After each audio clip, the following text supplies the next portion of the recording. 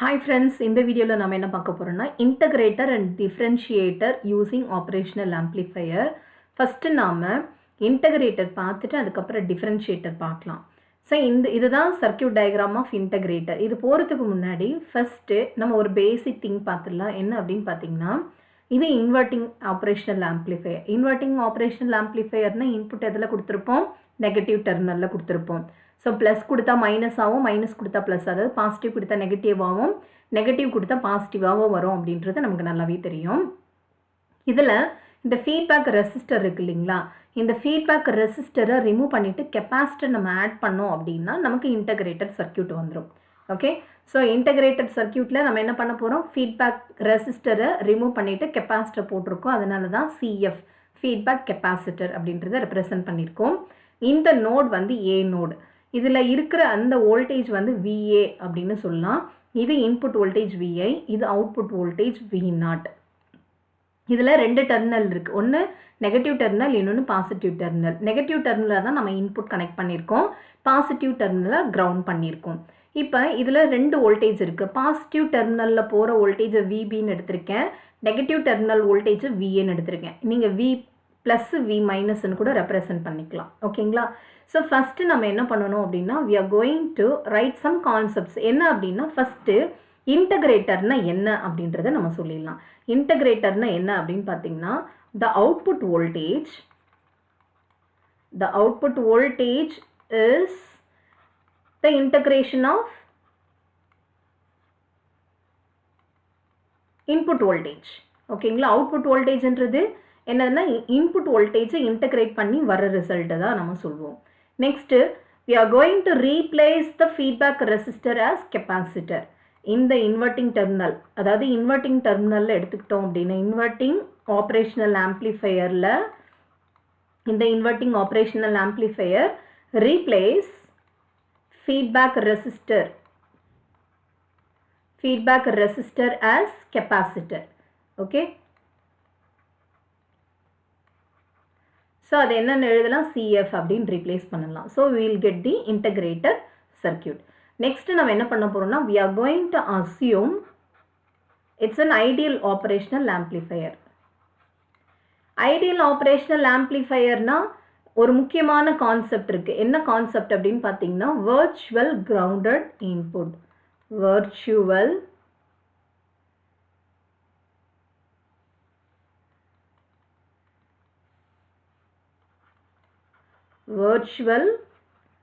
Grounded concept.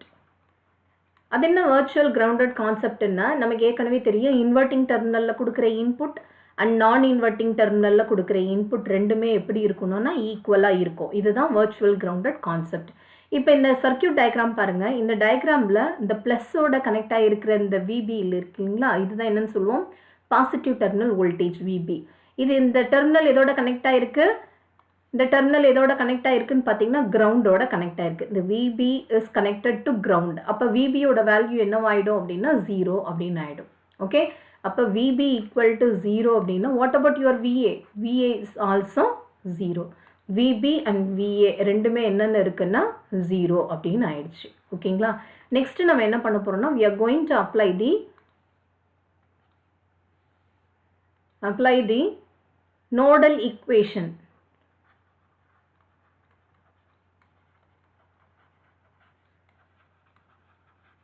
At point A. இந்த node இருக்கு இல்லைங்களா, ஏ பாயிண்ட்டை தான் நம்ம என்ன பண்ண போகிறோம்னா, we are going to write the nodal equation. இந்த நோடல் ஈக்குவேஷன் எழுதும்போது ஃபஸ்ட்டு வந்து நம்ம என்ன கன்சிடர் பண்ண போகிறோம்னா, இதை கன்சிடர் பண்ணிக்கோங்க. திஸ் இஸ் த நோடு ஏ. இந்த நோடு ஏல எடுக்கும்போது நார்மலாகவே இது எப்படி இருக்கும்?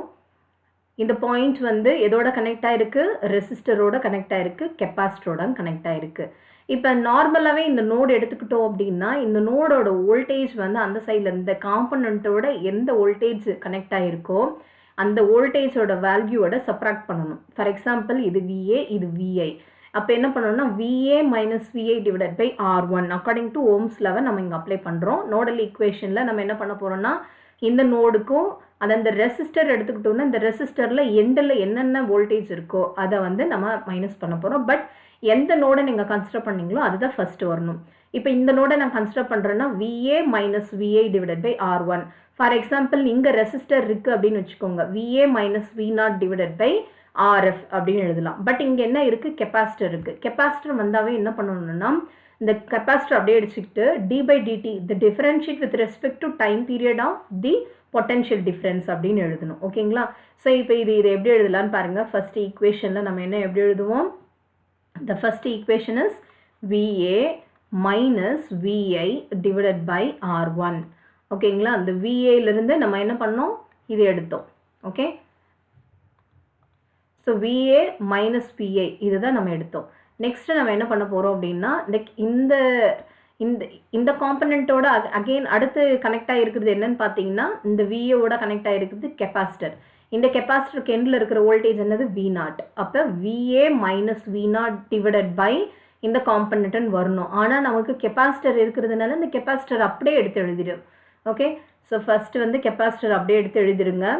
Plus CF into D by DT of இப்போ பொட்டென்ஷியல் டிஃப்ரென்ஸ் என்னன்னு பார்த்தீங்கன்னா VA minus V0 equal to 0 அப்படின்றது தான் வேல்யூ. ஓகே, வேறு எந்த நோடுமே நமக்கு கனெக்ட் ஆகிக்கல, ஒன்லி இந்த R1ம் இந்த கெப்பாசிட்டர் மட்டும்தான் இந்த நோடில் கனெக்ட் ஆகிருந்தது. இப்போ நம்ம இதை ரீப்ளேஸ் பண்ணலாம். எப்படி எழுதலான்னு பாருங்கள். VA equal to 0 according to the virtual grounded. அப்போ இது ரெண்டுமே என்ன ஆகிடும், 0 ஆகிடும். ஸோ இதை ரீப்ளேஸ் பண்ணி நம்ம எழுதலாம்.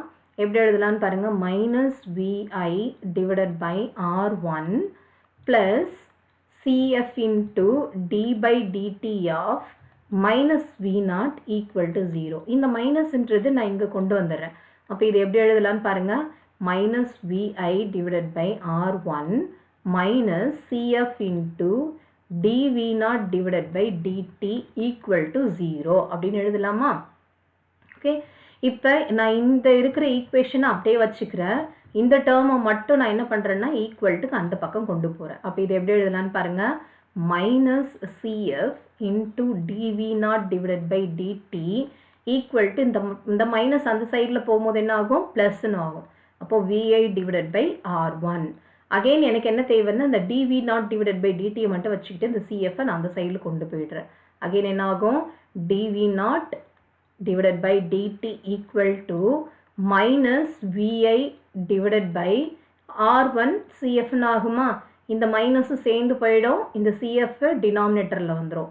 இப்போ நான் என்ன பண்ண போகிறேன்னா I am going to take this dt into right side. அப்போ இது அகெயின் எப்படி எழுதலாம், dV0 divided by dV0 is equal to minus VI divided by R1 CF into டிடின்னு எழுதலாமா? இதை வந்து நான் எனக்கு V0 தான் வேணும். இது டிஃப்ரென்ஷியேட் ஃபார்மில் இருக்குது. இந்த டிஃப்ரென்ஷியேட்டை கேன்சல் பண்ணணும்னா நம்ம என்ன பண்ணலாம், இன்டகிரேட் பண்ணலாம். Integrate on both the sides. So இதை இன்டகிரேட் பண்ணணும்னா என்னாகும்,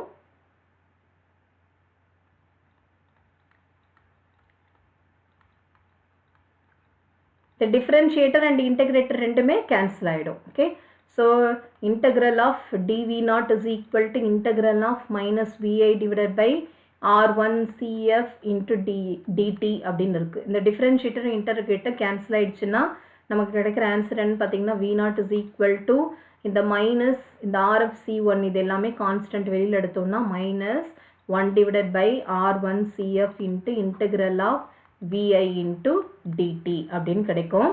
ப்ளஸ் இந்த இன்டெக்ரல் எப்போல்லாம் நம்ம ரெப்ரசன்ட் பண்ணுறோமோ அப்போ வந்து ஒரு இனிஷியல் கண்டிஷனையும் நம்ம கான்ஸ்டன்ட் வேல்யூ ரெப்ரசன்ட் பண்ணணும்.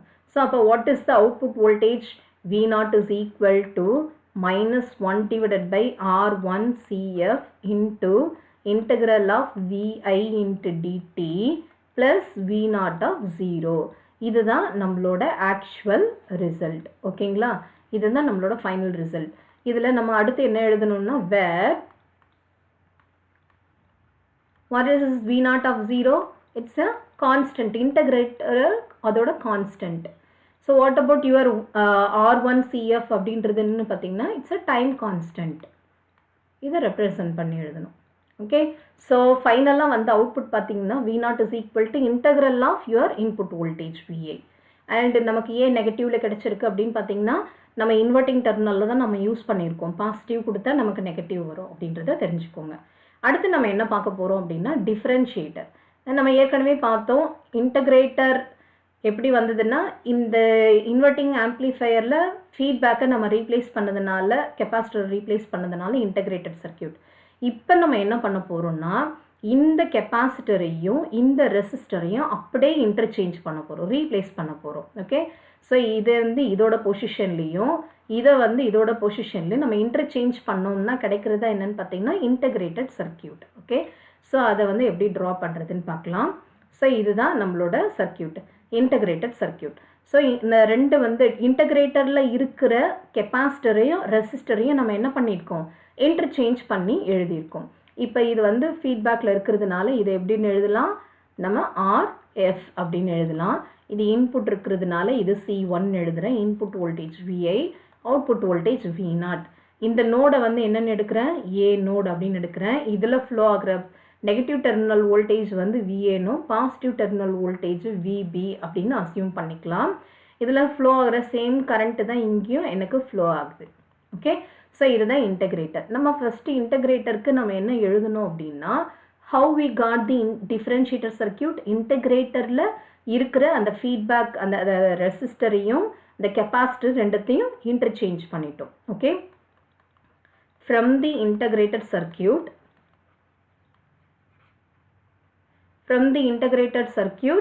replace a resistor and capacitor so that we can get the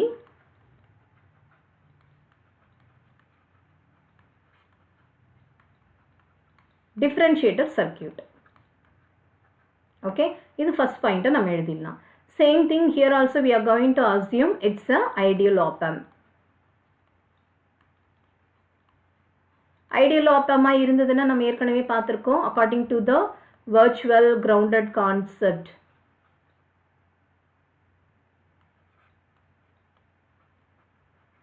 Virtual ground concept படி நம்ம இதை எப்படி எழுதலாம், VA is equal to VB அப்படின்னு எழுதலாம்.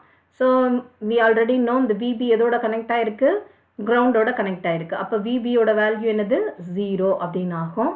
So that we can write VB equal to 0 அப்படின்றதுனால சேம் VAவும் என்ன ஆகும் 0 அப்படின்னு வந்துடும். ஓகே, ஸோ இதுதான் உங்களோட first concept, VA is also 0. இப்போ அகெயின் நம்ம என்ன பண்ண போகிறோம் அப்படின்னா we are going to write the nodal equation at node A. Write the nodal equation at node A. At node A அப்படின்னு எடுத்தோம் அப்படின்னா ஏற்கனவே நம்ம பார்த்த கான்செப்ட் தான். இந்த நோடு ஏல பாருங்கள், இதில் நமக்கு என்ன இருக்குது, நோடு ஏவோட கனெக்ட் ஆகிருக்கிறது கெப்பாசிட்டர், இதோட எண்டு வந்து VI. அதே போல் இந்த நோடோட கனெக்ட் ஆகிருக்கிறது இந்த ரெசிஸ்டர், இதில் இந்த எண்டில் இருக்கிறது V0.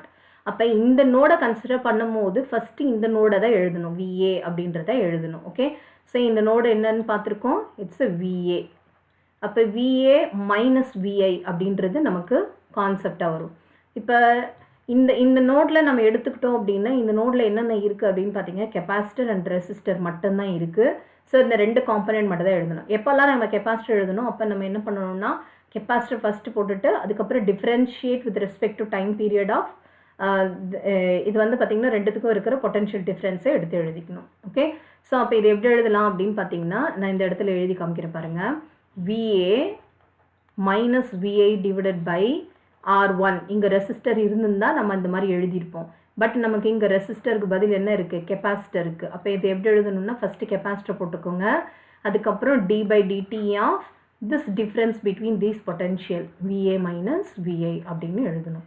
This is the capacitor format. Okay, இதே ரெசிஸ்டருக்கு எப்படி எழுதுவோம், VA minus V0 divided by RFன்னு டைரெக்டாகவே எழுதிட்டு போயிடலாம். இது இந்த இடத்துல நான் உங்களுக்கு ரெப்ரசன்ட் பண்ணி காமிக்கிற பாருங்கள். ஸோ அட் நோட் ஏ எப்படி இதெல்லாம் C1 into d/dt of VA minus VI